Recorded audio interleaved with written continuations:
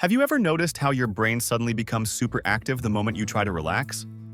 Like the second you lie down to sleep, your mind says, "Good time to remember that embarrassing thing from 5 years ago." If yes, congratulations. You've just entered the mind of an overthinker. This is a place where nothing is simple, everything has meaning, and peace of mind is always typing, but never actually arrives. Inside this mind, a small thought doesn't stay small. It grows, questions itself, brings friends, forms a committee, and then decides to ruin your mood. A simple text like, "Okay," can feel colder than winter. A late reply can feel like rejection, and a casual tone change can start an emotional investigation that even detectives would give up on. An overthinker doesn't just think about what happened. They think about what could have happened, what might happen, and what would have happened if they said something else. They replay conversations like a Netflix series, same episode, different emotions every time. Why did I say that? Should I have stayed quiet? Did they misunderstand? And while the world moves on, the overthinker is still stuck on that one sentence. Even happiness isn't safe here. When something good happens, the mind whispers, "Enjoy it." But what if it ends? So instead of fully living the moment, half the energy goes into preparing for imaginary sadness. Decision-making is another battlefield. Ask an overthinker a simple question like, "What do you want to eat?" And you'll get, "Anything is fine." But inside their head, a full debate. If I choose pizza and they wanted burgers, they'll be disappointed. If I let them choose, they might think I don't care. What's the safest option emotionally?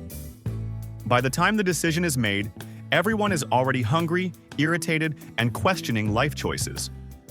Overthinking doesn't mean confusion. It means caring too much about doing the right thing for everyone. Nighttime is where overthinking becomes unstoppable. The world goes quiet, but the mind turns the volume up.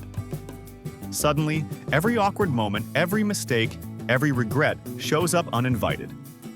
The brain says, "Hey, remember this? Let's feel bad again." Sleep becomes a background option while the mind runs marathons between past and future. Overthinkers don't sleep early. They negotiate with their thoughts until exhaustion wins. Relationships hit differently for overthinkers. A normal person reads a message once. An overthinker reads it 10 times, in 10 tones, with 10 meanings. "We'll talk later" sounds neutral to others, but to an overthinker it can sound like distance, anger, or the beginning of the end. And the funny thing is, most of the time, none of it is true. But feelings don't wait for facts. The heart reacts before logic gets a chance to speak. Here's what most people don't understand. Overthinkers are not negative people. They are deep feelers. They notice small changes, care about emotions, and think ahead because they don't want to hurt anyone. Their mind is always working overtime, trying to protect them from pain, even if it creates pain in the process. The problem isn't that they think too much, it's that they believe every thought their mind produces. And not every thought is the truth, some are just fear wearing logic's mask.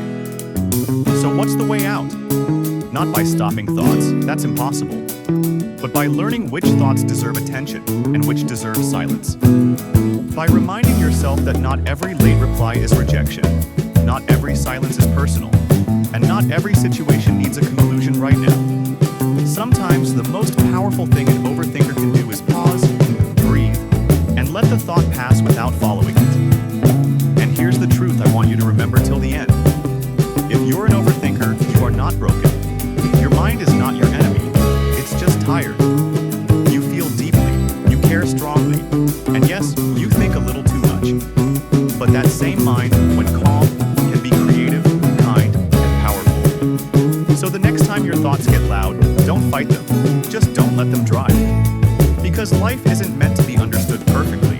It's meant to be lived. And sometimes the strongest ending isn't an answer.